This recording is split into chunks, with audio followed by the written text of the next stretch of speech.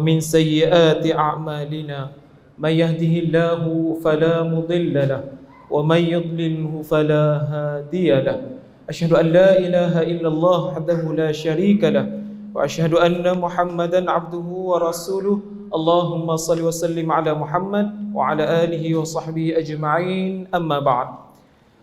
Yang berbahagia Sahibus Samahah Profesor Dato' Arif Perkasa Dato' Muhammad Asri bin Zainul Abidin, Mufti Negeri Perlis, dan yang berbahagia Sahibul Fadilah Ustaz Tajul Urus bin Abdul Halim, Timbalan Mufti Negeri Perlis, Ashabul Fadilah, tuan-tuan guru, para ustaz, dan juga yang berusaha Ustaz Dr. Fatullah bin Husni Al-Haq, pengurusi Masjid Al-Husin Kuala Perlis, dan juga merupakan pensyarah di Kolej Universiti Islam Perlis, dan seluruh ahli jawatankuasa dan pegawai Masjid Al-Fadhil Ustaz Muhammad Najdi, Imam 1 Masjid Al-Husin Kuala Perlis ini, dan seluruh warga qaryah ahli jemaah yang hadir pada malam ini yang dikasihi lagi dirahmati oleh Allah Subhanahu wa taala.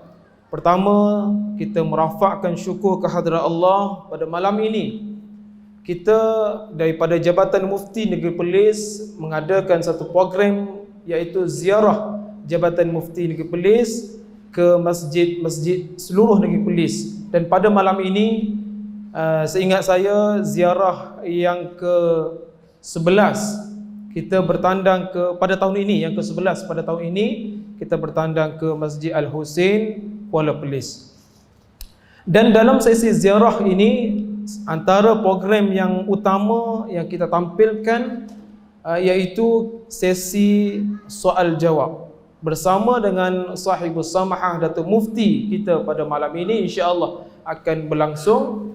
Dan kita pada malam ini Jabatan Mufti, selain pada pegawai-pegawai yang hadir, tuan-tuan yang ingin berjumpa, ingin berkenalan, ingin bersua muka, bertanya soal dengan para pegawai, boleh berjumpa dengan Al-Fadhil Ustaz Abdul Qadir, Ustaz Hanafi ada, Ustaz Syekh Abdullah, dan para muballigh kita ada pada malam ini.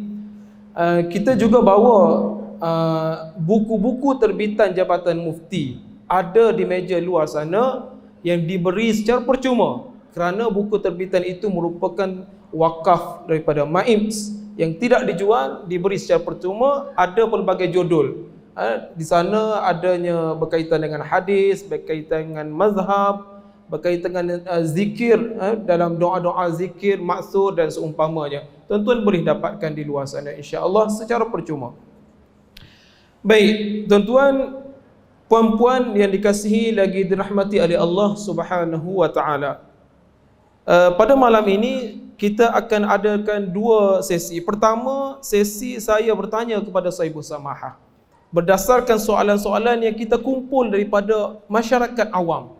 Kita terima setiap hari ada persoalan yang diajukan kepada Sahibus Samahah melalui email, melalui telefon, melalui medium-medium yang lain, surat dan seumpamanya. Jadi kita kumpulkan, ada sebahagian kita jawab secara bertulis, ada sebahagian kita tanya direct kepada Sahibus Samahah umpamanya dalam program seumpama ini, dan Sahibus Samahah menjawabnya secara langsung.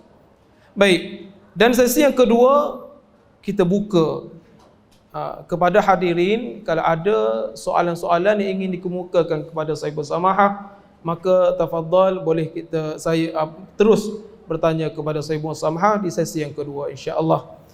Baik, tanpa melengahkan masa, tuan-tuan hadirin hadirat yang dikasihi lagi dirahmati oleh Allah, saya terus kepada Sahibus Samahah sebagai pembuka bicara.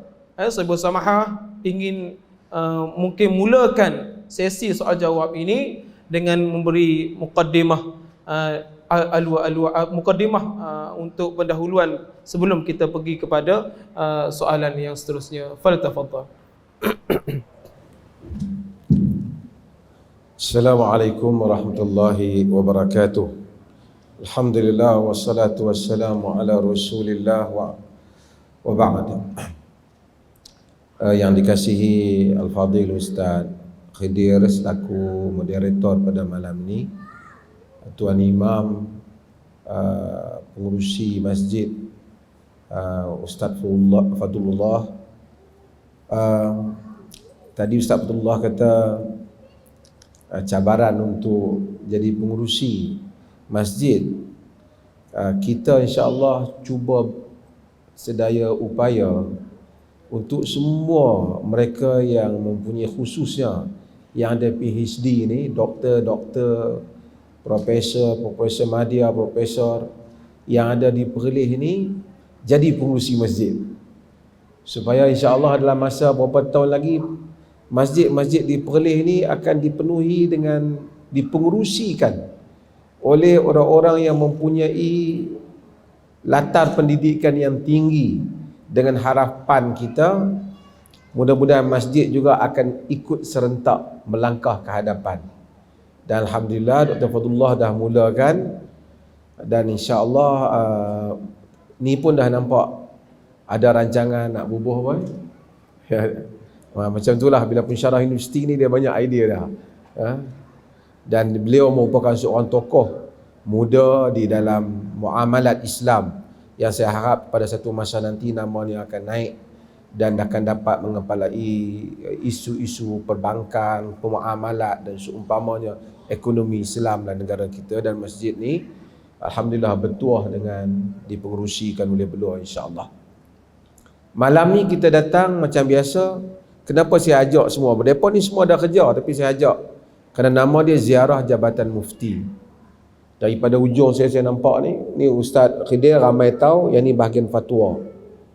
Dia adalah merupakan setiausaha kepada Jabatan Kuasa Fatwa Negeri Perlis. Di ujung ni saya nampak Ustaz Kadir.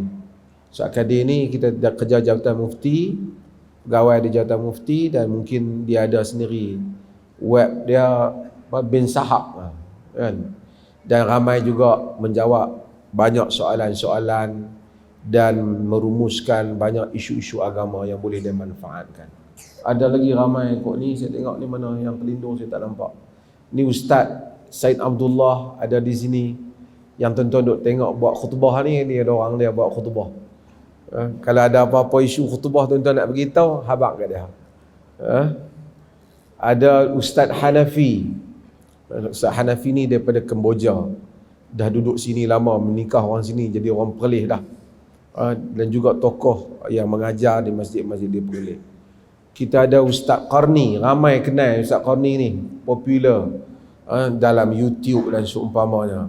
Beliau orang Terengganu, datang ke Perlis, dah duduk Perlis dah, dan kemudian sebagai mubaligh di Jabatan Mufti, sama macam Ustaz Hanafi tadi, banyak menyumbang kepada negeri ini.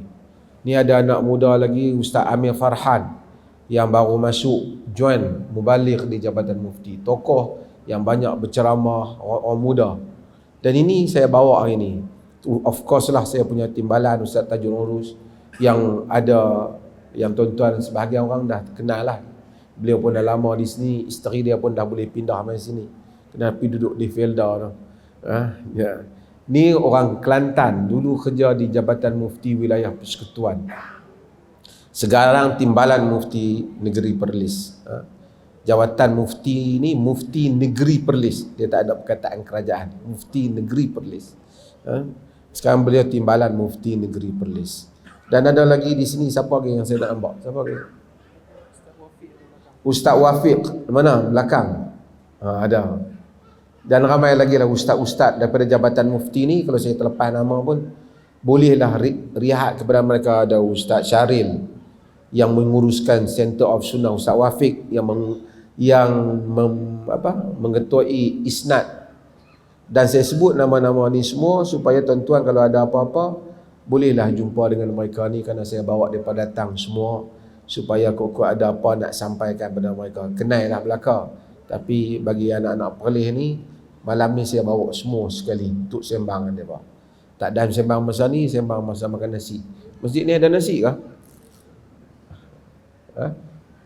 Tak ada, tak payah. Saya melawak. Okey, itu mukaddimah saya lah, supaya bagi tahu kekuatan jabatan yang kita bawa, termasuk ada di bahagian wanita pun sebahagian, insya-Allah. Silakan. Baik, alhamdulillah. Seterusnya kita terus kepada soalan. Baik, untuk soalan yang pertama, saya bersamahah berkaitan dengan imam. Kita pergi berkaitan dengan imam. Lepas ni kita pergi tentang makmum satu. Berkaitan dengan imam ini, sebenarnya ketika imam nak solat, kan, ketika nak solat, apakah sebenarnya imam perlu lakukan? Adakah hanya sebut istau ataupun sawu sufufakum sahaja tanpa memerhatikan dan sebagainya, ataupun apakah sunnah-sunnah yang sebenarnya imam perlu lakukan ketika nak solat berjamaah? Fadhal. Alhamdulillah, wassalatu wassalamu ala Rasulillah wa ba'd. Berhubung dengan soalan tadi, iaitu saya fahamnya ialah apabila satu orang imam duduk di depan dan makmum berada di belakangnya di dalam saf, kan, di dalam saf, jamak dia sufuf, bukan dalam sauh. Sebahagian orang ni perbetulkan sauh, bukan sauh. Sauh tu sauh kapal. Perbetulkan saf. Bila makmum di belakang, imam di hadapan, apa yang imam buat di dalam sunnah? Kalau kita lihat kepada hadis-hadis Nabi SAW, kita akan dapati begitu banyak riwayat ungkapan-ungkapan Nabi yang Nabi sebut sebelum baginda salat berjamaah. Saya sebut yang ungkapan dulu. Antaranya hak selalu untuk imam dulu sebutlah, sawu sufufakum, betulkan saf, kan, akan, ataupun istau, luruskan. Sebahagian riwayat Nabi dah sawu sufufakum fa inna taswiyatas sufufi min iqamatis salah. Sebahagian riwayat fa inna taswiyatas saffi min tamamis salah. Banyak riwayat, tapi sawu sufufakum istaw menunjukkan Nabi SAW bila jadi imam tidak terus solat tanpa membetulkan saf. Bahkan riwayat-riwayat di dalam hadis sebahagiannya menunjukkan Nabi itu bukan saja menyebut, bahkan membetulkan. Wa kana yamsahu manakibana fi salat. Nabi perbetul bau-bau sahabat ni dalam solat. Nabi perbetulkan. Dia kata kama yusawwi bihal qidah. Macam Nabi ni perbetulkan tu batang kayu panah, kan. Hatta ra'a qad aqalna an. Sehingga Nabi lihat sahabat ni dah faham dah. Nabi tak apa dah, Nabi sebut. Tapi dalam riwayat hadis Sahih Muslim, dia kata satu hari dalam riwayat tu dia kata Nabi qama kada yukabbir, hampir baginda nak takbir. Tiba-tiba datang satu orang. Fara'a rajulan badiyan sadruhu fi shaf. Dia tengok satu orang, Nabi nak takbir, dia tengok satu orang terlebih. Dia tu kehadapan sangat di dalam shaf.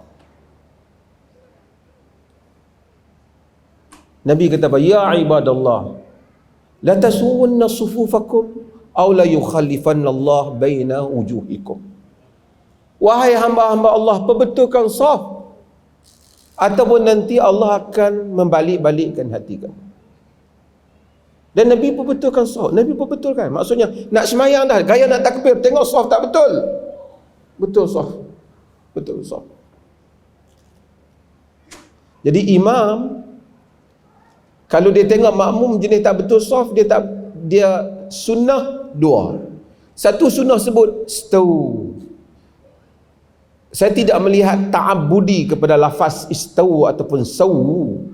Tapi yang menjadi kehendak Nabi SAW ialah membetulkan. Kalau orang jenis tak faham Arab, berkena bagi luruskan saf.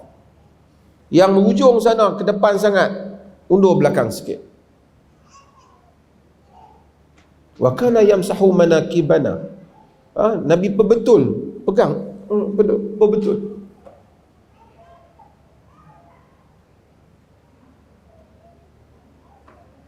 Dan ini menjadi sunnah. Dan Nabi SAW kata, sawu sufufakum, betulkan saf kamu. Dan imam menjadi sunnah, macam saya sebut tadi, dia duduk di depan, dia tengok di belakang. Nabi tak apa, Nabi boleh tengok daripada belakang. Tu pun Nabi tengok. Nabi ni Allah bagi daripada belakang pun nampak. Itu adalah kelebihan baginda sallallahu alaihi wasallam. Tapi imam, dia bukan saja sebut, dia membetulkan saf. Kan? Wala takhtalifu fatakhtalifa qulubukum. Nabi, sawu sufukum wala takhtalifu, betulkan saf. Jangan kamu tak sama, nanti jantung hati kamu juga tak sama. Jadi sunnah kepada tu imam. Dan saya mungkin kita nak minta di Jabatan Mufti ni, kita kena keluarkan jugalah panduan ni sedikit pada imam. Sebahagian imam dia main-main Allahu Akbar, dia tak peduli bengkang bengkok belakang, dia tak tanya dah.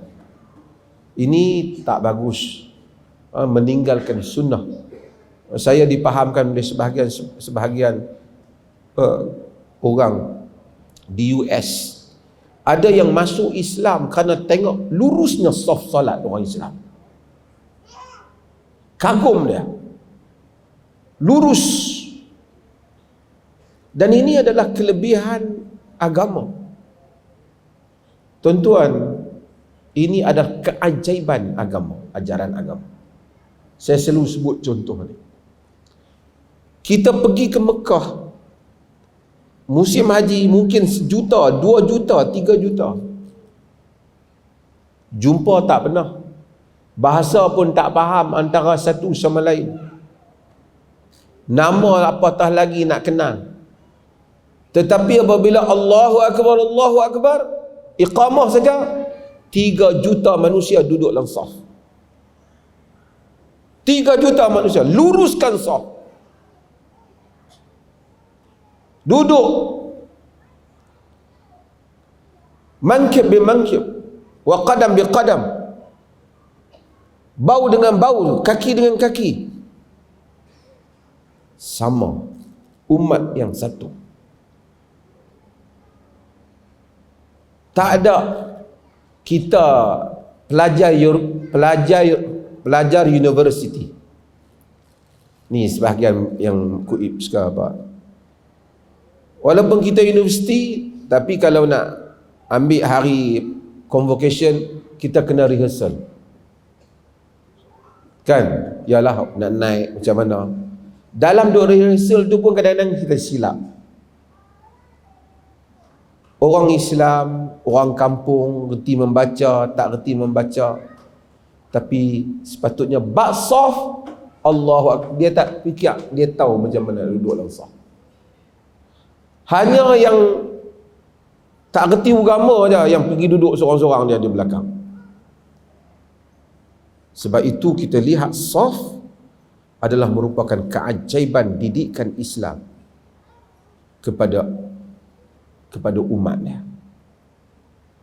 Innallaha yuhibbul ladzina yuqatiluna fi sabilihi safa. Allah suka kepada orang yang berperang pada jalannya secara teratur, terurus. Dan kita mudah-mudahan kita meluruskan saf, dan imam sebelum salat bukan saja sebut sawu sufufakum, dia juga melihat kepada saf. Bahkan dalam riwayat Nabi masuk di dalam celahan saf itu untuk memastikan sahabat-sahabat meluruskan saf mereka. Dan mungkin lepas pada ini kita nak kena bagi taklimat lah pada imam-imam seluruh negeri Perlis ni, supaya bukan saja terus Allahu Akbar, tengok sama belakang, pastikan semua luruskan saf. Saya dipahamkan macam saya kata tadi, ada orang bukan Islam, dia menganut Islam, dia tengok orang Islam solat dalam penjara yang masuk Islam, kagum dia masuk Islam. Straight. Tambah Mak Saleh bila baru masuk Islam kadang-kadang, mereka bagus. Mereka suka benda ni, disiplin. Kita kadang-kadang, minta maaf orang perempuan sini tak, kadang-kadang orang perempuan, kalau boleh dia nak sedepah, jangan orang dekat dengan dia. Dia nak buat macam musim Covid. Hangat-hangat, kata hangat. Dia tak mahu nak rapat. Dan setengah orang dia tak mahu rapat. Agama, tuan-tuan. Pagi-pagi kita bangun, Allah suruh kita semayang di rumah pun semayang menghadap Allah yang sama.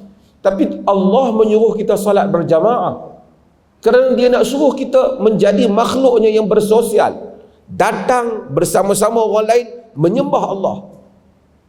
Tiba-tiba datang kita meluat, tak mau rapat dengan orang. Sebab tu disuruh kita datang masjid pakai wangi-wangian, bersugi, jangan busuk. Kerana dia mau kita menghubungkan, merasa kekukuhan hubungan antara sesama Muslim. Sebab tu tak sama dengan orang-orang yang datang solat berjamaah dengan orang yang selalu sebulan sekali pun susah nak main masjid. Kalau tak kena sembahyang Jumaat, dia tak main. Tu pun sembahyang Jumaat dia cari ceruk-ceruk belakang duduk. Masa qamat dia duduk last sekali ujung. Dan ada orang kita dia tak suka duduk saf depan. Fadilat saf depan ni banyak dia tak suka. Dia kalau sembahyang dia duduk belakang. Dan ini tabiat yang tak bagus. Saya nak tambah sikit. Orang Malaysia sama juga. Bukan semua lah. Kalau orang tanya dalam kelas, ni pelajar kuib suara kena abang. Dia suka hat tunduk. Dia tak mau tengok muka pensyarah. Takut kena tanya. Dia suka duduk di kelas di bahagian belakang. Kok dia selamat daripada pensyarah jumpa dia. Saya pensyarah USM tu. Saya memang tabiat saya akan tanya student yang duduk belakang. Student duduk depan selamat. Duduk belakang dia memang kena soalan. Jadi dia akan main duduk depan lah. Saya tahu siapa duduk belakang saya tanya. Kerana tidak ada keyakinan diri satu hal, tapi kita agama kata soft depan, pahalanya banyak.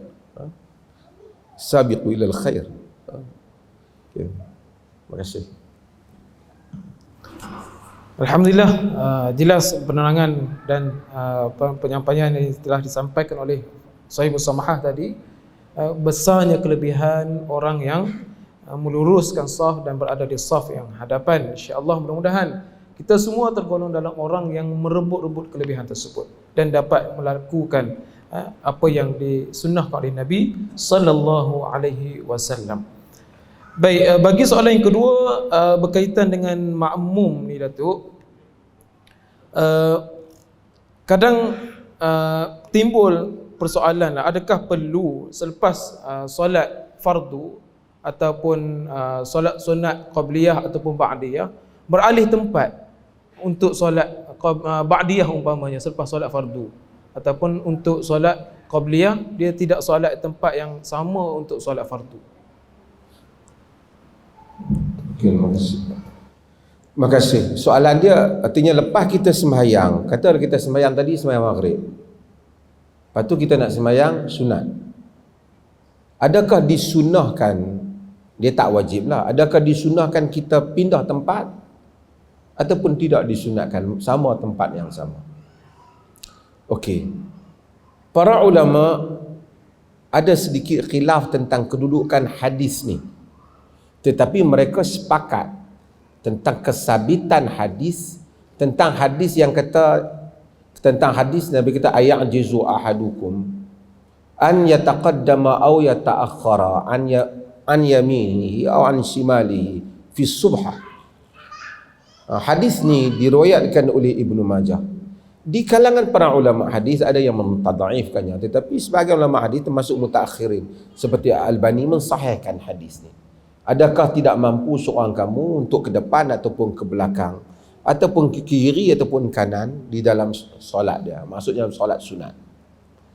Hadis ini bagi yang mensahihkan hadis ni, maka hadis ni jadi hujah. Tetapi di sana ada hadis lain yang memang sabit daripada Nabi sallallahu alaihi wasallam di atas hikmah syariat. Apa dia? Iaitu hadis antaranya yang diriwayatkan oleh Muawiyah bin Abi Sufyan. Orang kita ni jarang dengar hadis-hadis yang diriwayatkan oleh Muawiyah bin Abi Sufyan. Sebab dia rasa Muawiyah ni macam jauh sikit dan seumpamanya. Muawiyah bin Abi Sufyan kata, idza salaital jum'ata fala tasilha bi salatin hatta takallama au takhruja. Apabila kamu solat Jumaat, jangan kamu sambung dengan sembahyang yang lain sehingga kamu bercakap ataupun kamu keluar. Sehingga kamu bercakap atau kamu keluar.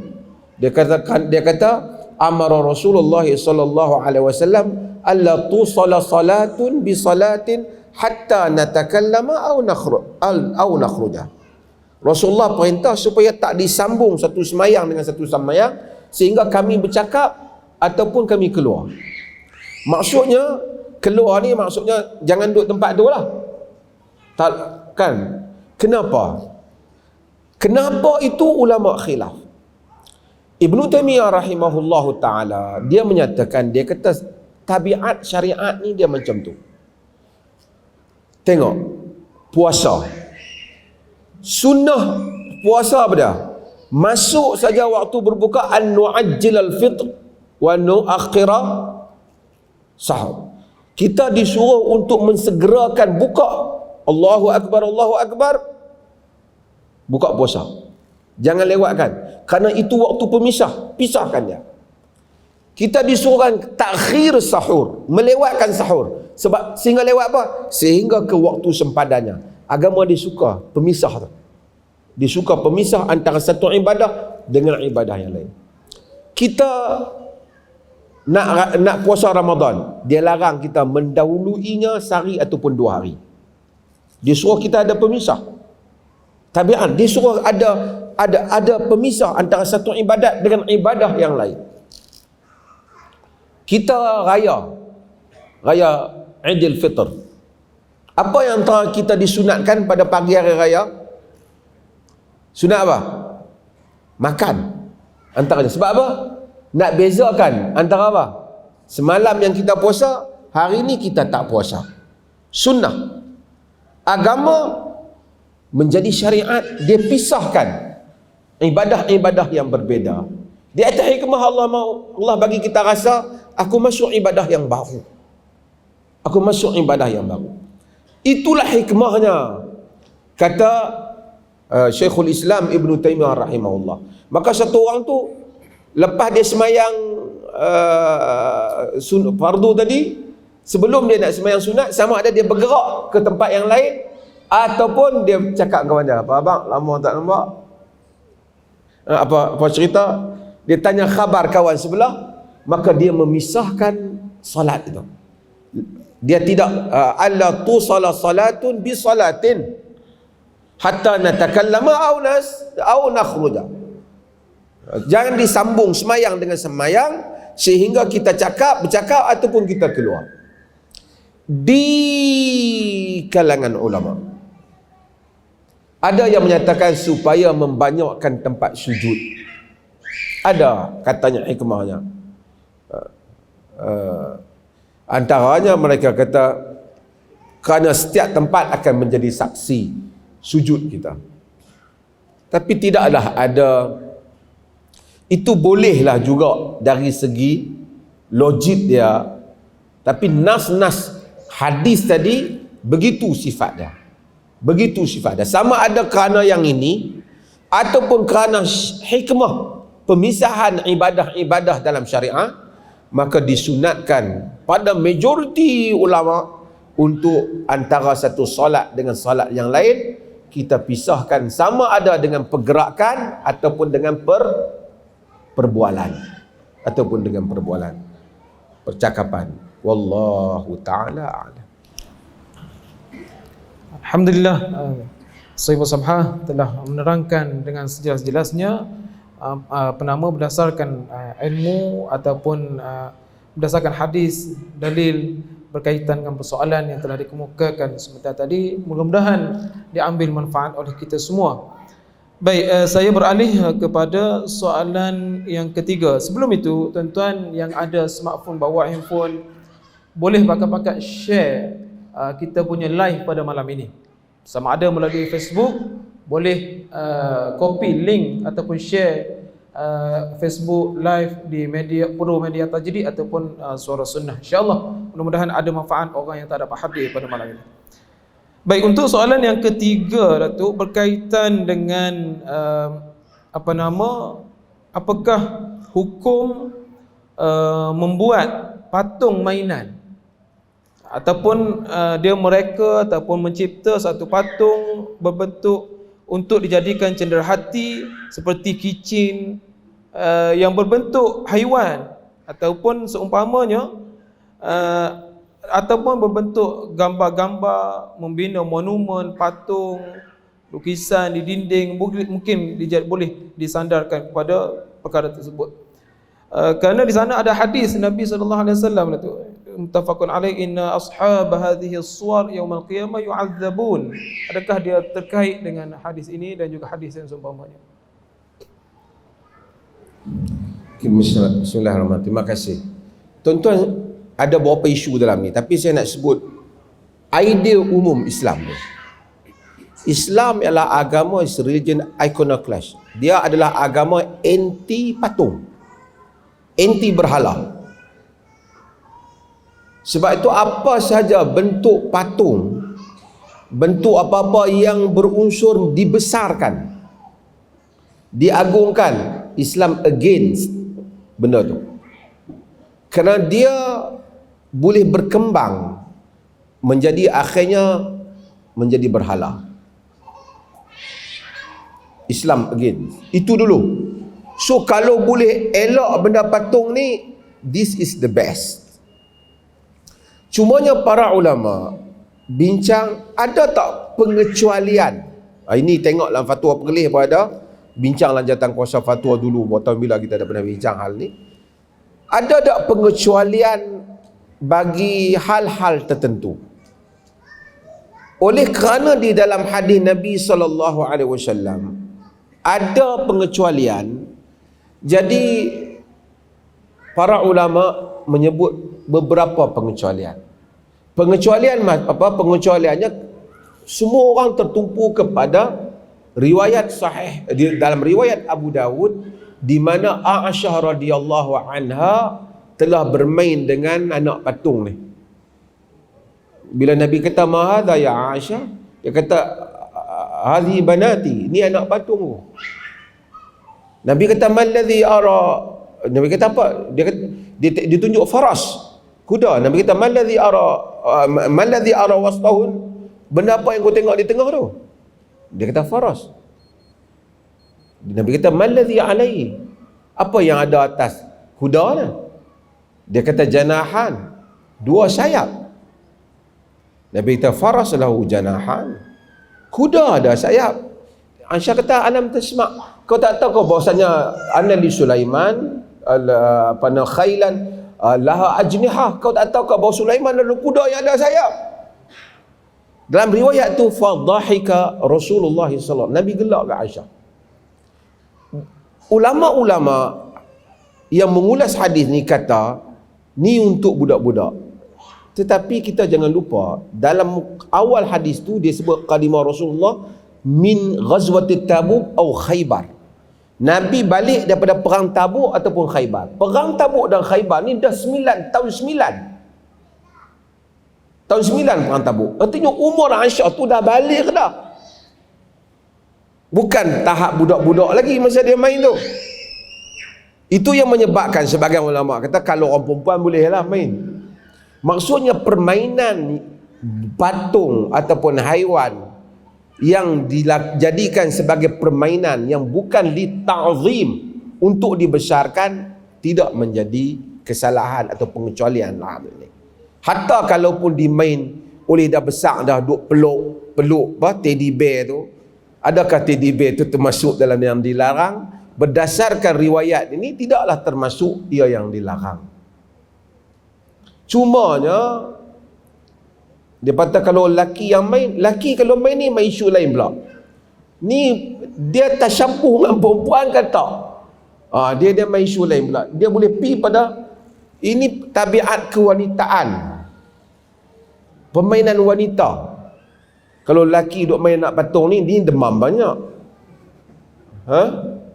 Di demam banyak. So ini cerita lain. Agama tak boleh benarkan benda-benda yang Nabi larang. Tak mau lelaki buat sifat-sifat yang menjadikan dia wanita. Itu termasuk dalam larangan lain. Tapi kalau orang tu ada jual keychain, dia beli keychain, tak ada li ta'zim, sekadar satu benda kenang-kenangan dia yang lepas pada tu dipijak, jauh jatuh, dibuang, yang tak ada apa-apa unsur, ini termasuk di dalam pengecualian, walaupun ada di kalangan ulama yang tasyaddud dalam hal ini, yang keras.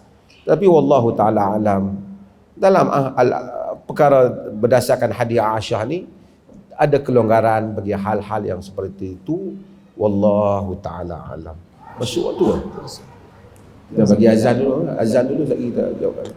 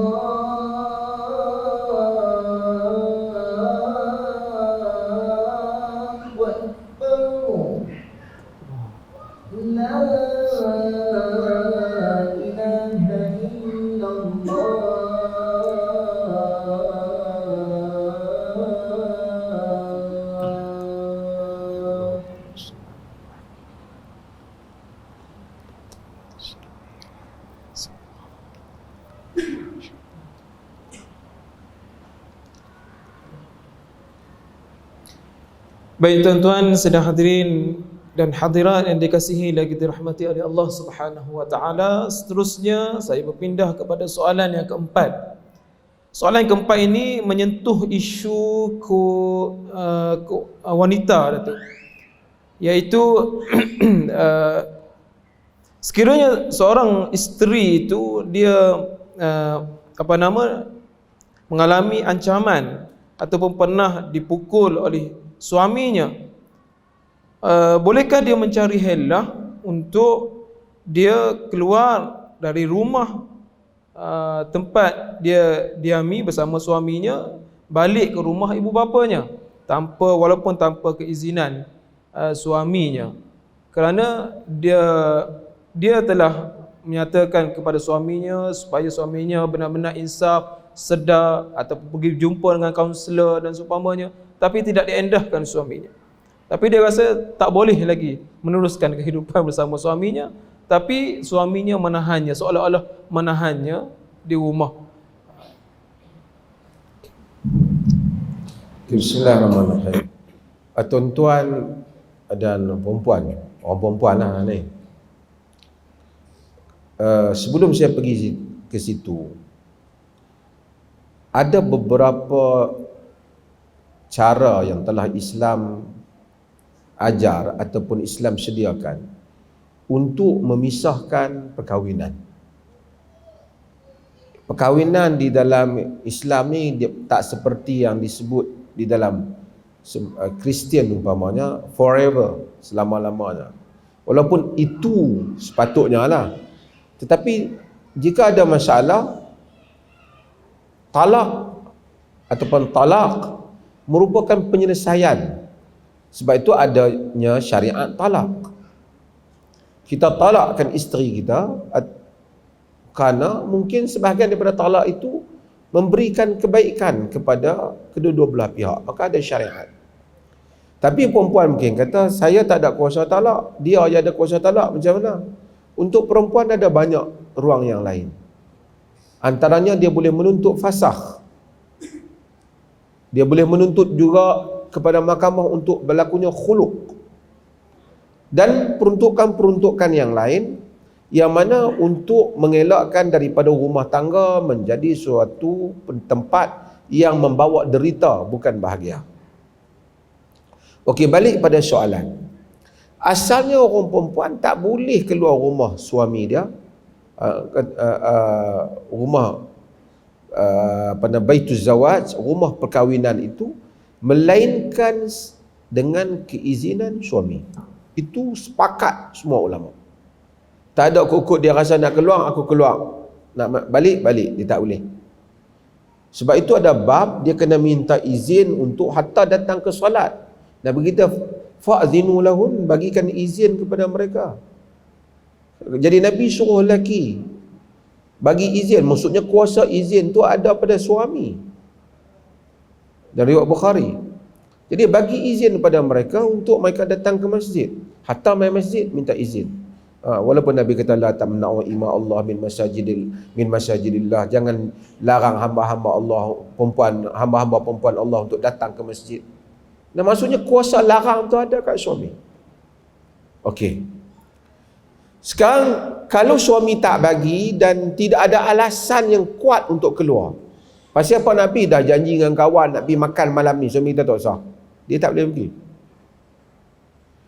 Cuma para ulama bincang kalau dia tak keluar boleh memberi mudarat dua.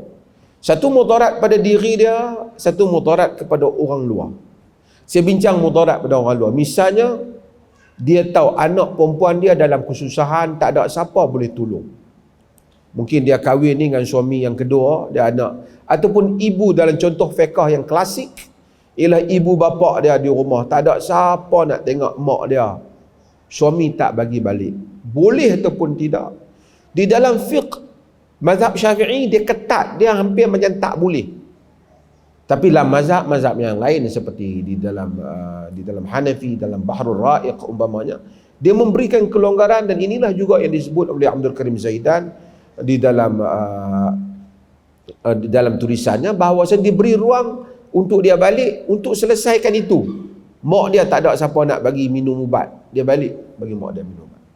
Kerana mudarat kalau dia tak balik kepada orang yang membesarkan dia, ibu bapa dia. Okey, sekarang kita cakap tentang orang mudarat pada diri dia sendiri.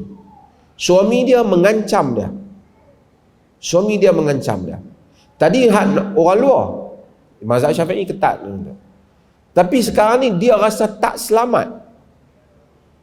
Suami dia sama ada pukul dia, ataupun mengancam anak-anak dia, ataupun meletakkan dia di tempat yang mana bahaya. Suami dia dah kerja keluar pergi merata, bubuh kat dia kat satu taman tu.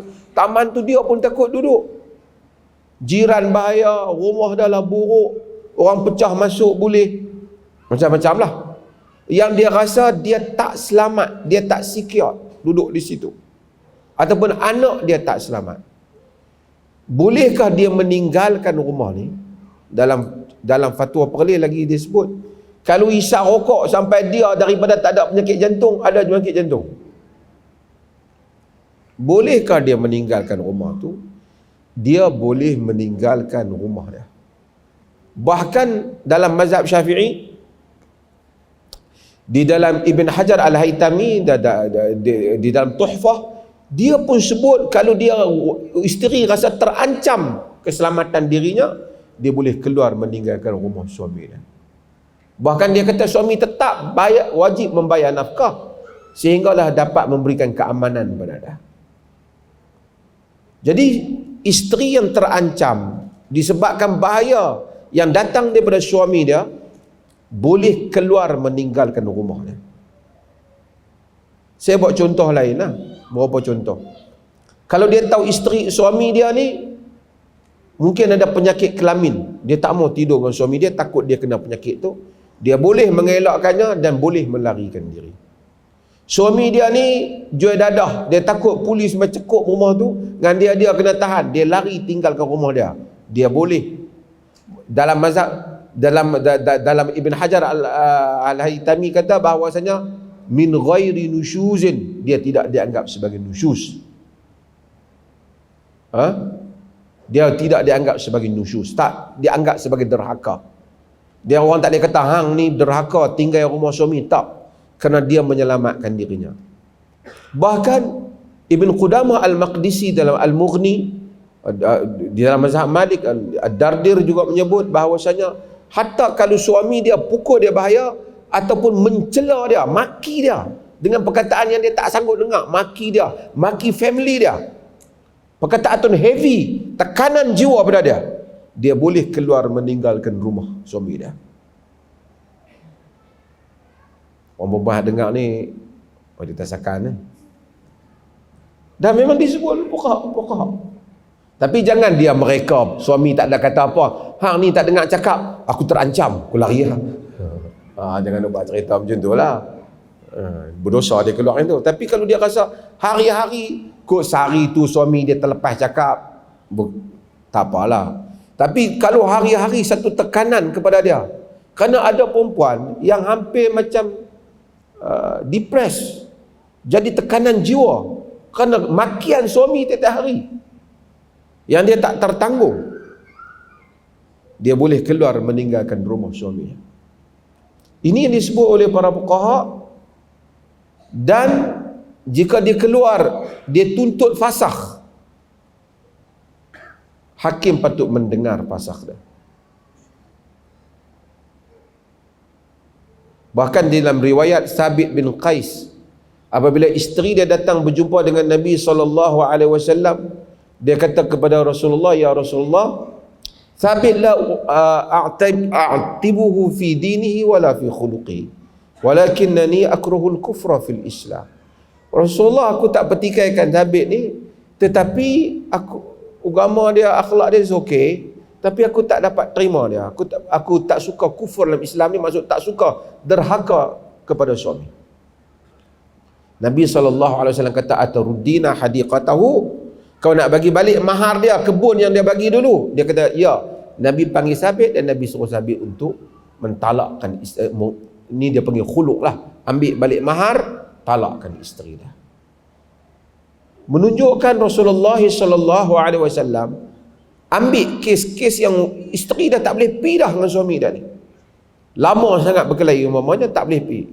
Kerana hidup ni kadang-kadang takkanlah sampai 10 tahun semayang tak khusyuk, buat kerja tak jadi, kerana duk berkelahi dengan suami isteri. Balik rumah serabut tengok muka isteri, suami balik, isteri balik, suami balik, dia serabut tengok suami. Ada yang duduk rumah tangga tapi sampai 5 tahun tak pernah tidur sekali, tak pernah ada hubungan. Al-Imam Dardir kata bahawasanya sekiranya suami, Ibn Taymiyah rahimahullah, Syekhul Islam Ibn Taymiyah kata, kalau suami tak menggauli isteri, isteri boleh minta untuk tuntut perceraian. Kalau dia bagi duit cukup tapi dia tidak menyetubuhi isterinya, dia boleh tuntut. Okey, yang seterusnya saya nak sebut dalam kes ni ialah mereka yang terlibat di mahkamah syariah di mana sajalah, termasuk di Perlis dan selainnya. Hakim-hakim mahkamah syariah ni, dia kena ada keluasan dalam hal ni. Janganlah sampai satu isteri tu nak minta cerai, bertahun-tahun dah tak dapat-dapat. Suami tu kahwin 3 kali lah, 4 tahun lagi dia buat, tak boleh lah macam tu. Dia kena mudahkan. Wanita ada nafsu dia kalau sekiranya panggil suami tak mai, panggil suami setengah. Tapi sekarang ni saya dipahamkan oleh pihak hakim kita banyak mudahkan dah. Panggil berapa kali tak mai, fasakh.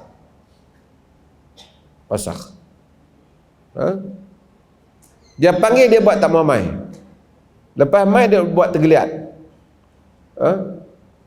Lama nafkah tak bagi, apa tak bagi. Dan saya nak nasihatkan wanita, kalau suami dia pukul dia lebam ataupun sakit di mana-mana, kalau dia nak tuntut fasakh lah. Kalau dia nak maafkan, tak apalah, ini jadi cahaya bintang di akhirat, tak apalah. Itu ulanglah ke dia. Tapi kalau sekiranya suami dia pukul dia, kalau dia nak tuntut, dalam kaedah kita lah ni, dia kena ada report lah. Dia kena pergi buat report polis ke apa, dia kena pergi cek hospital ke apa, dia kena report. Kalau sekiranya suami dia tak bagi dia keluar, boleh dia keluar pergi buat report polis? Dia boleh keluar buat report polis, tak dikira sebagai nusyus. Kalau kena betul suami dia pukul dia, jangan suami dia angkat almari, nak ubah almari, terantuk dia, pergi buat report polis. Yang tu janganlah. Itu penipu lah. Saya cerita ni bagi kes-kes yang betul-betul suami kaki pukul ni. Sebahagian lelaki dengan orang lain tak berani pun, takut dia orang tampak dia senyap, balik rumah dia lawan dengan bini dia. Dia tak padan. Nak lawan biar sama gu, kan, sama regu. Sebab itu Allah Ta'ala jadikan wanita ni kadang-kadang dia merajuk, dia sedih, dia perempuan lah. Kita terima, kita dia sedih, nak buat apa. Tapi kalau perempuan tu sama orang kita, abang tak puas hati, jom turun tanah kita tumbuk, kacau kita. Sebab tu dia jadi macam tu kan. Abang tak puas hati, jom, kan. Isteri kita silat lah, kita tak ada apa. Sebab tu wanita bukan tempat orang pukul ya. Kalau kisah Wallahu ta'ala. Alhamdulillah, mungkin boleh ambil perhatian lah oleh muslimat kita insya-Allah. Saya akan ajukan soalan yang kelima, dan selepas soalan ini saya akan buka kepada tuan-tuan sekiranya ada, tuan-tuan perempuan sekiranya ada soalan untuk diajukan kepada Sahibat Samahah. Baik, berkaitan dengan soalan yang kelima ini, berkaitan dengan apakah hukum tawaf wada' bagi jemaah umrah yang akan keluar menziarahi Taif dan kembali semula ke Mekah. Ni ada orang mungkin dia pernah alami dan sebagainya, dia tanya kepada kita insya-Allah. Terima kasih. Dulu soalan ni dia tak bunyi Taif, sebab Taif ni tak dibuka sangat. Sekarang ni kerajaan Arab Saudi ni dia buka bagi orang melawat banyak tempat, termasuk Taif. Sampai ada package pergi tidur di Taif dulu baru pergi Mekah. Dan di Taif pun dibina hotel-hotel yang hebat. Dulu kalau lama-lama punya buku, dia cerita pasal pergi ke Jeddah. Pergi ke Jeddah lah, pasal biasanya orang buat urusan di Jeddah. Cuma kita nak kena stabilkan dalam benda ni. Tuan-tuan dah pergi umrah ke? Haji?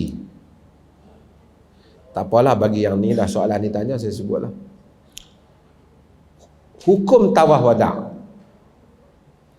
Hukum tawaf wada' ni bagi orang yang menunaikan haji semua sepakat wajib, melainkan dalam mazhab Hanafi. Semua wajib. Cuma bagi orang yang menunaikan umrah, wajib tu sebab apa? Sebab Nabi SAW kata dalam hadis, banyaklah riwayat, salah satunya yang diriwayatkan oleh Ibnu Abbas, iaitu Ibnu Abbas menyatakan, wa umiran nasu an yakuna akhiru ahdihi bil bait. Nabi perintahkan supaya yang terakhir urusannya ialah di Kaabah. Maksud akhirnya ialah tawaf wada'. Tawaf wada' ni bagi yang tak pernah pergi ni tawaf last, selamat tinggal lah. Okey. Ulama-ulama dalam umrah, dalam haji sepakat. Dalam umrah ni khilaf. Ada yang menyatakan wajib, ada yang menyatakan sekadar sunat saja. Kerana Nabi SAW keluarkan perintah itu hanyalah untuk haji, tidak untuk umrah. Dan ketika Nabi umrah, tak ada pun riwayat menunjukkan sebelum keluar Nabi tawaf. Tapi ulama khilaf, hatta di kalangan ulama Saudi yang pakar di dalam haji dengan umrah ni, Syekh Abdul Aziz Abdullah bin Baz kata untuk umrah hanya sunat. Tapi Syekh Muhammad Saleh Ibn Utsaimin kata wajib. Khilaf lah.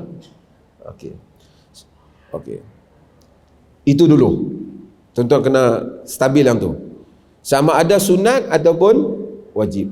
Dan ramailah di kalangan para ulama yang mentarjihkan qaul yang menyatakan ke belakang ini, qaul yang menyatakan hanya sunat saja untuk umrah. Kalau buat, hatta Ibn Utsaimin walaupun dia bahas, dia kata jika buat ahwat, itu lebih baik. Jadi kalau ada orang tak buat, tidaklah termasuk dalam meninggalkan kewajipan haji, kerana dia tak termasuk dalam itu pada sebahagian muhakkikin. Itu dulu. Yang berikutnya, kita kena tahu masalah umrah ni, semua ulama juga sepakat, kalau siapa main buat umrah, dia main masuk Mekah, dia tawaf, dia sa'i, dia keluar terus. Orang yang seperti ini sepakat semua ulama, dia tak duduk di Mekah, dia tidak wajib tawaf wada'. Katakanlah satu orang, saya pernah dengan satu hamba Allah, saya tak mau sebut, tuan-tuan nanti kenal. Dia pernah pergi umrah dengan saya, dia daripada Malaysia, dia tawaf, dia sa'i, dia tahallul, dia patah balik naik ke terbang mai tadi, dia balik Malaysia. Saya kata, balik saya, anda tak mau, kita balik. Anda mana? Dia tidak duduk di Mekah. Ulama sepakat yang jenis ni memang tak wajib tawaf wada'. Dua keadaan, clear? Yang wajib ni yang duduk di Mekah, duduk sehari, 2 hari, lepas dia duduk Mekah. Okey. Bila duduk di Mekah, dia keluar. Sekarang ni saya buat contoh bagi mudah lah. Duduk di Mekah ni, kita pergi umrah, package syarikat yang kita pergi ni kata, jom kita pergi melawat Taif. Dulu fuqaha, siapa yang kaji bab jamak, bab musafir ni, dia antara contohnya ialah antara Mekah dan Taif, antara Mekah dan Asfan dan Jeddah. Ini ialah dulu ni dia tak ada satu orang naik kenderaan, lepas naik kenderaan meter naik 20 km, 30 km, tak ada. Macam mana orang dulu nak tahu ni jauh mana 80 km? Tak ada. 2 marhalah. Bukan ada satu sukatan yang spesifik, hanya agakkan saja. Bukan ada bila naik di badan unta tu naik satu marhalah. Tak ada. Kereta kita ada lah. Jadi apa yang orang agak? Orang hanya agak bandar. Daripada bandar ke bandar. Tentulah tidak setepat 80 ke. Artinya benda-benda yang safar ni lebih kurang diandaikan safar, dia safar lah. Safar. Dengan jarak yang lebih kurang begitu. Itu secara basicnya. Cuma fuqaha dia panggil tidak mundabit. Kalau tidak susah nak kira. Dia kata 2 marhalah, kemudian dia letakkan, kemudian dia bagi tahu 80, ada yang 80 lebih. Dalam fatwa perleh ni dia sebut 80 lebih kurang. Pasal apa perleh ni lebih kurang, orang tak bagi tepat-tepat? Pasal memang benda tu daripada asalnya tidak ada tepat. Agakkan. Okey. Tapi tak apa, saya nak ceritanya daripada Mekah ke mana tadi? Ke Taif. Kalau kita ni keluar daripada Mekah ke Taif, bagi haji dulu. Bagi haji. Kalau kita orang Taif, ni tuan-tuan mungkin tak termasuk lah. Kau ada siapa yang belajar di sana, dia dah duduk di Taif jadi pensyarah sana.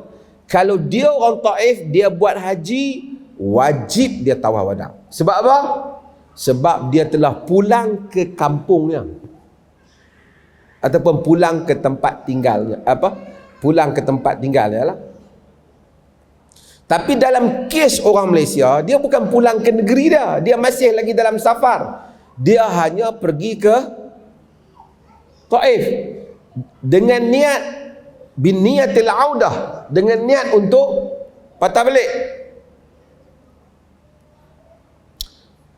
Wallahu ta'ala alam. Dalam kes yang seperti ini, yang sahihnya, yang rajihnya, dia tak wajib untuk tawaf wada. Kalaupun dia sayugia, lebih baik dia tawaf, dia keluar. Tapi kalau kata dia tak tawaf, dia haji, dia pergi Taif, dia patah balik, sebelum dia balik, sebelum dia keluar, dia balik ke Malaysia nanti, dia tawaf wada. Boleh tak? Boleh. Dia kena dam tak? Dia tak kena dam. Sebab ada orang keluar daripada ni, jumpa dengan Sayyidina Umar, dia tak tawaf wada, Umar tak patah balik, pergi tawaf setelah dia keluar. Artinya orang kalau keluar tak tawaf, boleh patah balik. Kalau dia umrah, kalau dia pegang kaul yang sunat sajalah. Kalau dia pegang kaul yang wajib, dia masih lagi boleh patah, dia tak wajib tawaf wada lagi, dia patah balik sebelum dia balik ke negeri dia. Kerana dia belum lagi balik ke negeri dia, dia tawaf wada. Maka kalau tuan-tuan duduk package rombongan tuan-tuan tu, nak keluar daripada Mekah tu, tuan-tuan bolehlah pergi ke Taif dulu, balik, nak balik Malaysia barulah tawaf wada. Bagi mereka yang mengambil qaul wajib ataupun sunnah, kedua-duanya boleh dibuat sebelum dia keluar daripada Mekah untuk pulang ke tanah air dia. Wallahu a'lam. Baik, alhamdulillah, jelas jawapan yang telah disampaikan oleh Sahibus Samahah sebentar tadi. Dan tangan saya ada satu soalan daripada hadirin dan hadirat yang hantar.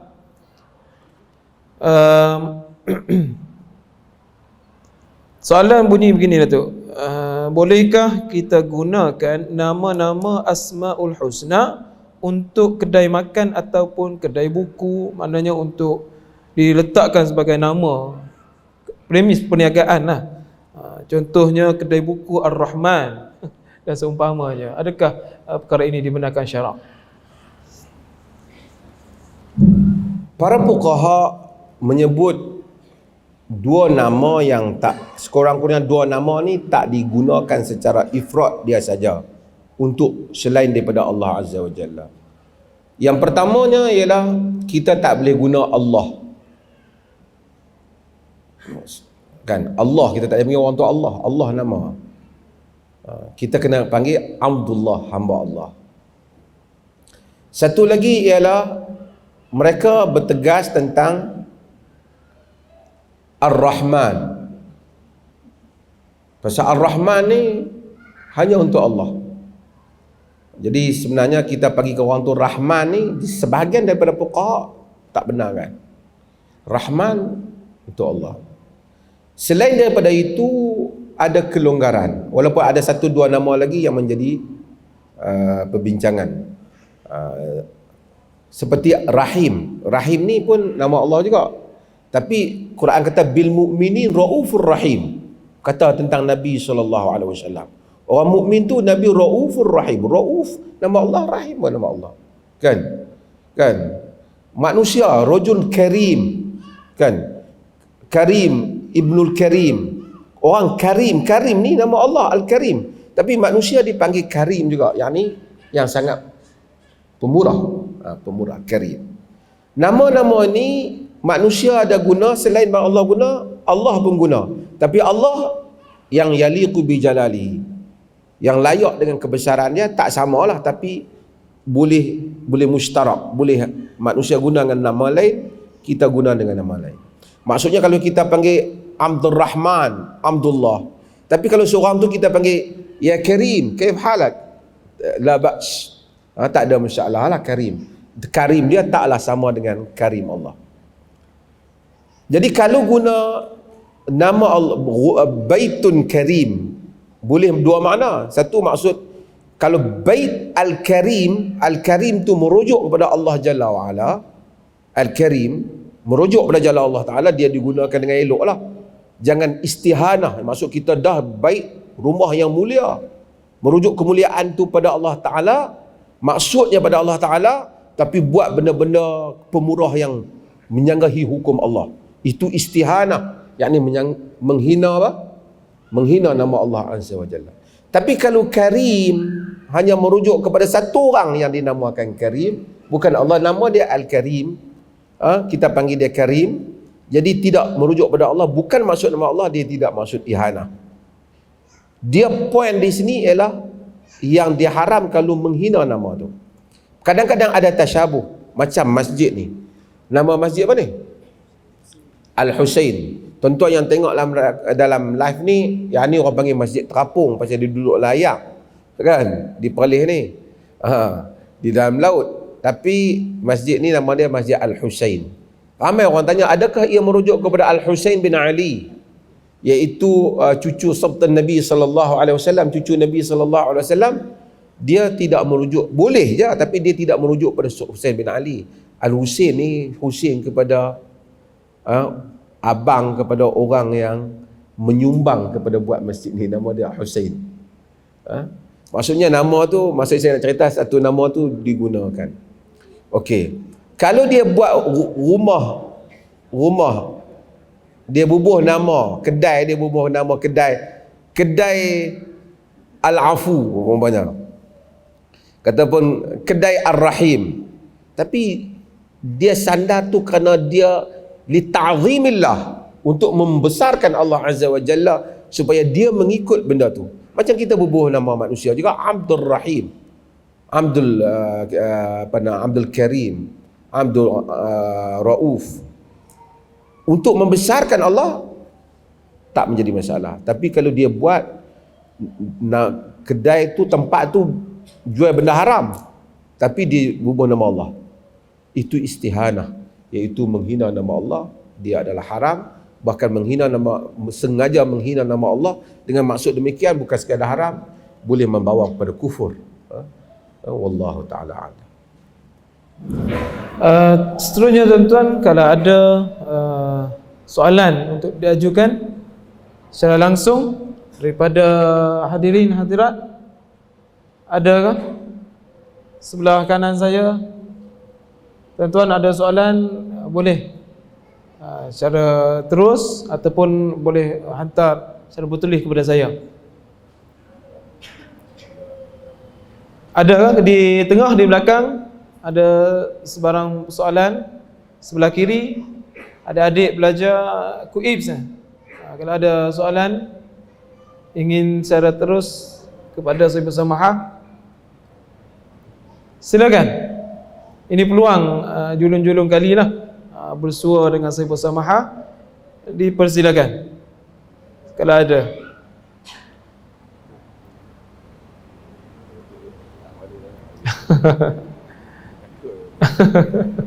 Ya, silakan. Jangan malu, jangan segan. InsyaAllah.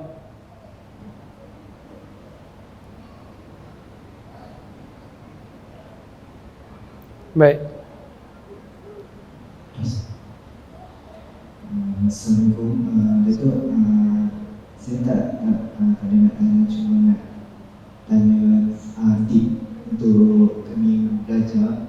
Lepas tu nak tanya pasal tip untuk mencinta buku, untuk baca buku. Macam kami ni pada tengah macam student sekarang ni, nak baca buku pun rasa ngantuk. Tak tahu nak minta tips lah. Bismillahirrahmanirrahim. Wallahu ta'ala alam. Tapi kalau tanya saya, ni banyak ni Doktor Syekh Mun'aim ada, perkara yang susah sebelum daripada belajar ialah mengikhlaskan niat untuk belajar. Terutama pada zaman ni. Kerana ramai orang sekarang dia belajar, termasuklah dia nak fikir sijil dia. Bukan salah sijil tu, tapi dia memang nak sijil dia.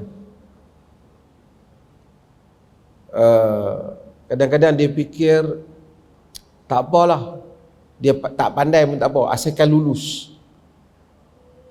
Maka kita tengok banyak orang yang belajar, dia kenapa dia nak sijil? Sebab dia nak kerja.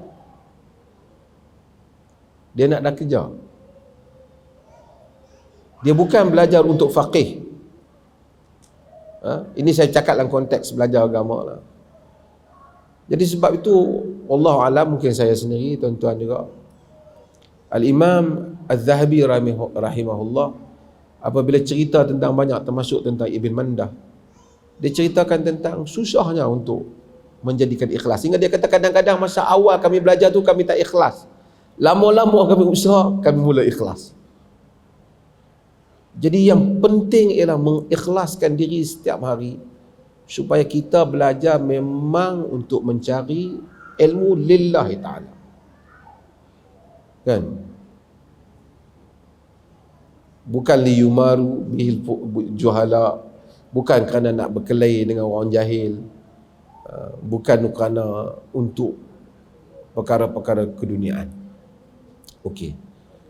Kemudian setelah kita buat berjaya ini, yang kedua ialah kita kena tahu bahawasanya menuntut ilmu itu adalah satu jihad. Termasuk dalam, sebab tu ada entum dapat yang beasiswa tu, hak kita begitu fi sabilillah tu. Menuntut ilmu itu adalah fi sabilillah, pada jalan Allah. Maka orang yang membaca pada jalan Allah, yang mengkaji pada jalan Allah. Tapi kalau kita tak ikhlas, kita akan balik dalam keadaan kita akan bercakap agama ni apa yang orang nak, dan kita akan cari bahan agama ni bahan yang orang lain nak. Sebab itu dalam riwayat Imam Ahmad, riwayatkan Baihaqi, Ibn Adi, kebanyakan para ulama menhasankan hadis ini. Yahmilu hadzal ilm min kulli khalafin uduluhu yanfuna anhu tahrifal ghalin wa intihal al mubtilin wa ta'wil al jahilin. Yahmilu hadzal ilm, ilmu ini akan dibawa min kulli khalafin uduluhu, bagi setiap generasi orang yang adil bagi ilmu ni. Ilmu itu agama ni. Kata Muhammad ibn Sirin, inna hadzal ilmu dinun fanzur amman ta'khuduna dinakum. Dalam riwayat muqaddimah, bagi baca muqaddimah Sahih Muslim tu, Ibn Sirin sebut, sesungguhnya agama ini, ilmu ini adalah agama. Fanzur amman ta'khuduna dinakum, kamu tengok daripada siapa kamu ambil ilmu kamu. Yahmilu hadzal ilma min kulli khalafin uduluhu, ilmu ini dibawa bagi setiap generasi orang yang adil, yang amanah padanya. Apa kerja penentu ilmu? Apa kerja penanggung ilmu? Yanfuna anhu tahrifal ghalin, dia bertugas untuk membersihkan ilmu ini daripada penyelewengan orang-orang yang melampau. Nak agama tapi melampau, lebih daripada yang Allah suruh. Itu yang menjadi ghulat, pelampau-pelampau Syiah, pelampau-pelampau Sufi, pelampau-pelampau macam-macam. Nak beribadat melampau. Yanfuna anhu tahrifal ghalin wa intihal al mubtilin, dan tokok tambah orang-orang yang batil. Tambah apa yang tak ada dalam agama. Intihal, buat agama benda orang ahli-ahli batil, jadikan benda yang tak agama sebagai agama. Wa ta'wil al jahilin, dan ta'wilan orang-orang jahil, yakni tak tahu agama, Itu yang mari liberal tak liberal, mereka benda-benda yang bukan-bukan agama. Siapa yang akan selamatkan benda ni? Uduluhu, para amanah ilmu. Dan itulah yang kita harap yang dilakukan oleh kita sebagai penuntut ilmu. Kalau kita tahu itulah kerja kita, bukan kerja kita pergi ceramah buat lawak orang sonok, orang bayar sampul lebih kat kita, bukan. Tanggungjawab kita ialah memperjuangkan 3 perkara yang Nabi nak bagi membersihkan ilmu.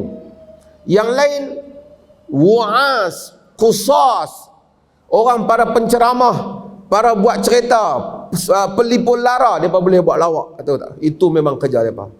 Tapi hamalatul ilm, para penanggung ilmu, buat 3 kerja ni. 3 kerja ni tak senang. 3 kerja ni kita akan menghadapi musuh yang banyak. Ghulat, para ahlul mubtadi', juhala, berhimpun untuk menentang kita. Berhimpun untuk menentang kita. Orang kata apa siapa banyak? Syiah lawan, Nu lawan. Yanfuna anhu tahrifal ghalin wa intihal al-mubtilin wa ta'wil al-jahilin. Ini kerja yang banyak.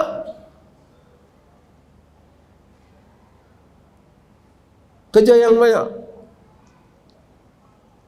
Tapi oleh kerana agama, jadi ustaz bagus, kaya, modal yang elok ya. Tak payah meniaga apa, sampul dapat terbaik.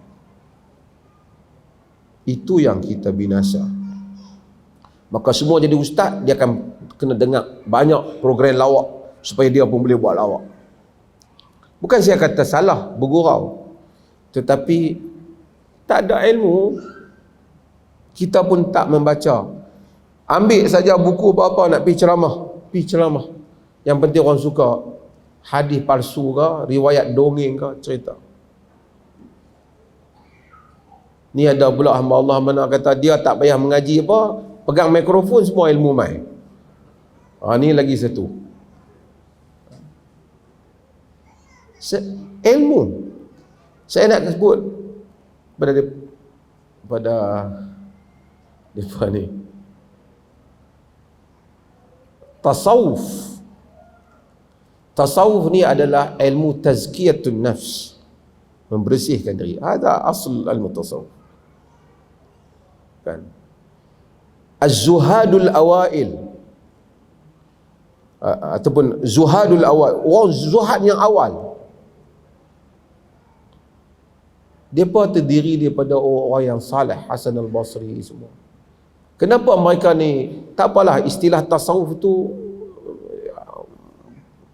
ahli ilmu kata la musyahata fi istilah, tak ada perkelahian dalam istilah, tak apa. Tapi nak panggil tasawuf ke tazkiyatun nafs, tapi tujuannya ialah membersihkan ruh, tazkiyatun nafs. Patutnya kalau mengaji tasawuf ke, ikut tarekat ke, akan jadi apa? Humble, tawaduk, menyembunyikan amal, ikhlas. Ni mengaji tasawuf habaq, hamba mimpi jumpa Nabi datang tiap-tiap malam. Ini kita jenis sek-sek wali. Oi.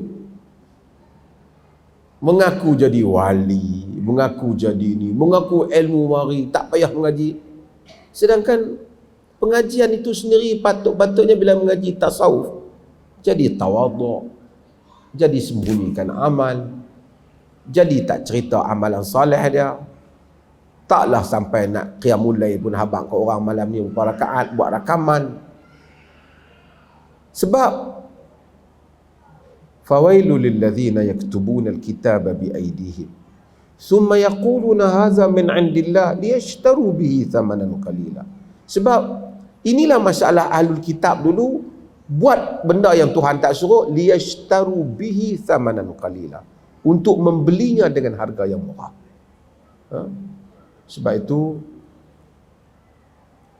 krisis dalam Quran tak marah sangat kepada Yahudi biasa ni, tapi Quran banyak ayat dia menghentam ahlul kitab.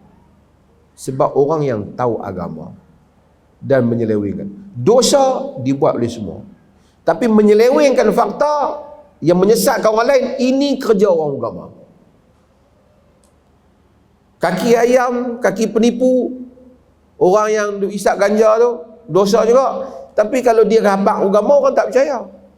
Tapi kalau ustaz bagi tahu agama, kalau beli benda ni, ambil benda ni jadi sekian-sekian, orang percaya. Orang percaya.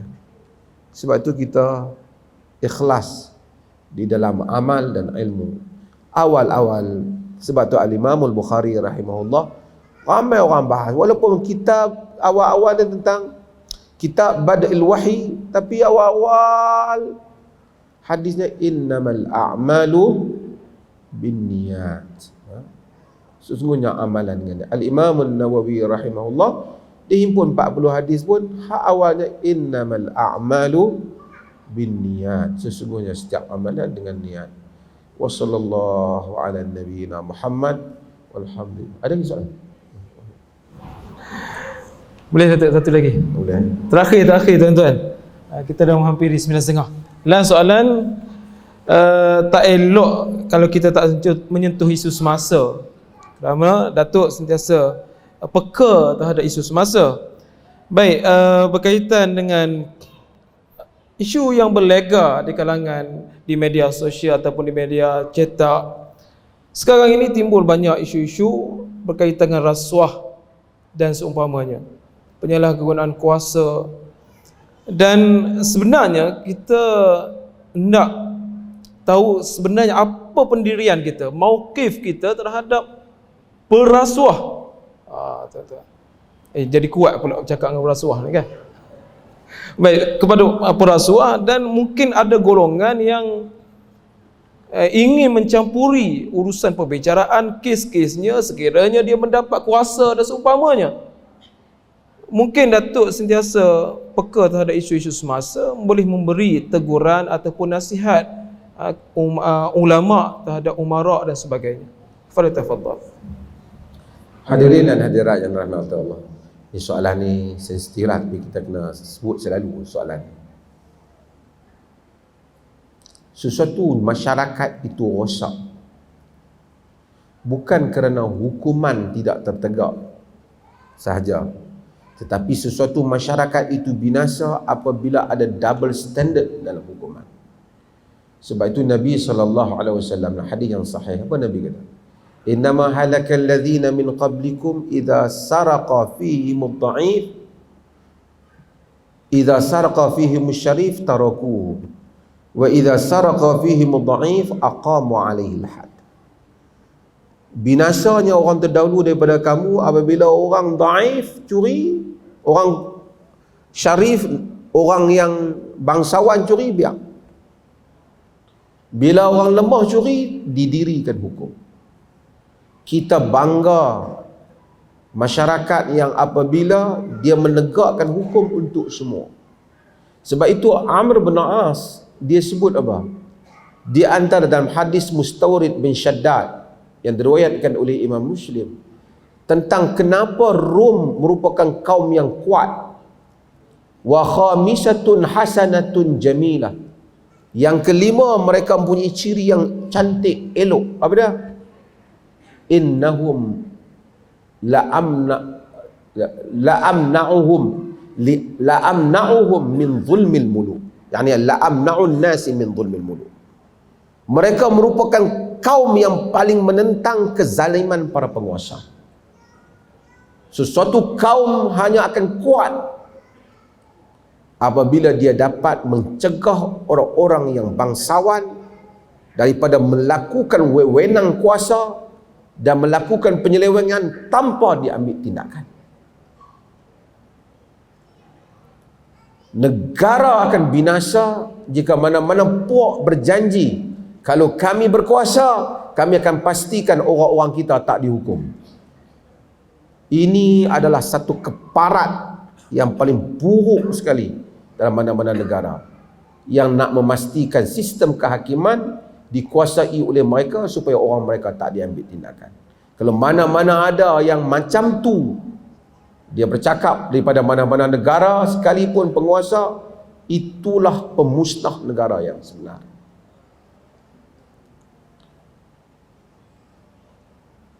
Kedua, kita tak boleh bersekongkol dengan kezaliman. Quran kata dalam surah Al-An'am, wala tarkanu ila allazina zalamu fatamassakumun nar. Jangan kamu condong kepada orang yang zalim, nanti kamu disentuh oleh api neraka. Condong, rukun, condong pun tak boleh. Pi nak suruh bagi yang zalim itu tak dihukum lagi lah, tak boleh. Tak kira lah, saya cakap very general. Dan menyokong satu-satu puak hanya kerana dia puak kita, ini merupakan panggil jahiliyah. Penyair Arab kata apa? Wa ma ana illa min ghuzayyati in ghawat ghawaitu wa in tarshudu ghuzayyati arshudu. Kan ni Ustaz Said syair Arab. Aku tidak lebih daripada kabilahku. Jika kabilahku betul-betul sesat, aku sesat. Jika dia betul-betul.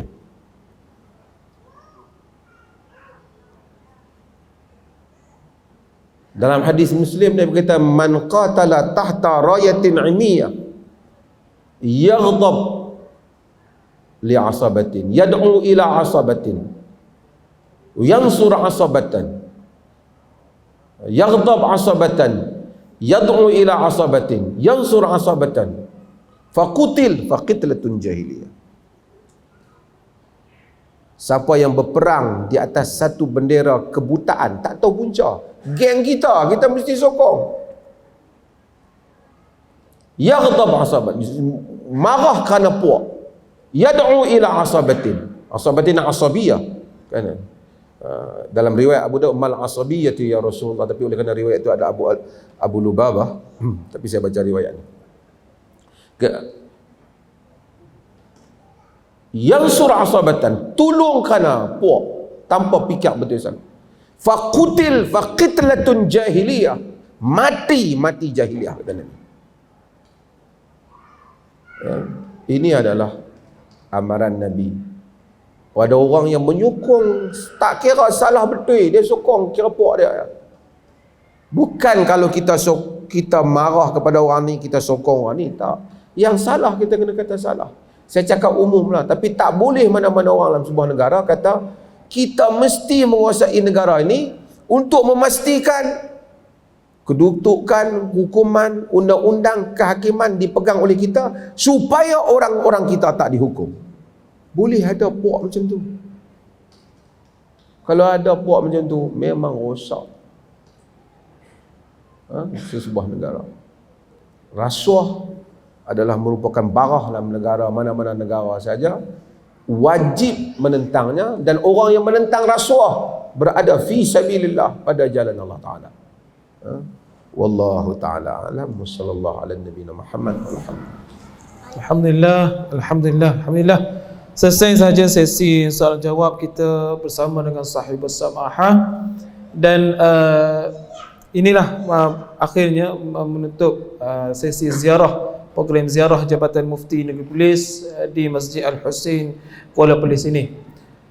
Sebelum itu, sekali lagi saya ulangi, di belakang saya ada dibawa buku-buku terbitan Jabatan Mufti. Bagi mereka yang berkehendak, yang berminat, ingin mendapatkannya, boleh dapatkan. Termasuk ada takwim bagi yang belum ambil lagi lah untuk tahun ini. Dan bagi siapa yang ingin berhubung atau bertanya soalan, ada perkara-perkara kemusykilan, boleh terus email ke Jabatan Mufti ataupun melalui telefon dan seumpamanya, atau surat. InsyaAllah kita akan kemukakan respon insyaAllah. Dan